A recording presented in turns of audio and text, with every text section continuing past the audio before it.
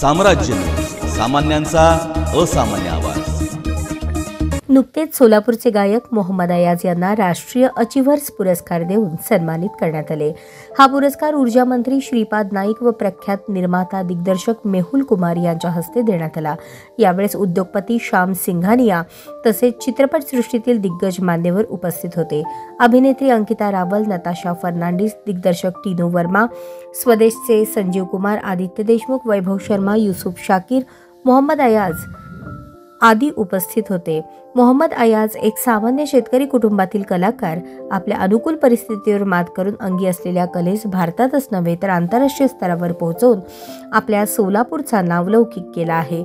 अयाज यांना देश-विदेशात अनेक पुरस्कारांनी सन्मानित करण्यात आले। स्वदेश फाउंडेशन त्यांच्या कार्याची दखल घेऊन राष्ट्रीय अचिव्हर्स पुरस्कार 2025 हा मानाचा पुरस्कार देऊन त्यांना सन्मानित करण्यात आले। हा भव्य सोहळा रविवार दिनांक 16 नोव्हेंबर रोजी मुंबई येथील पंचतारांकित हॉटेल रेडिसन येथे पार पडला। यावेळेस मोहम्मद अयाज म्हणाले, हा पुरस्कार माझ्यासाठी नक्कीच प्रेरणादायी ठरणार।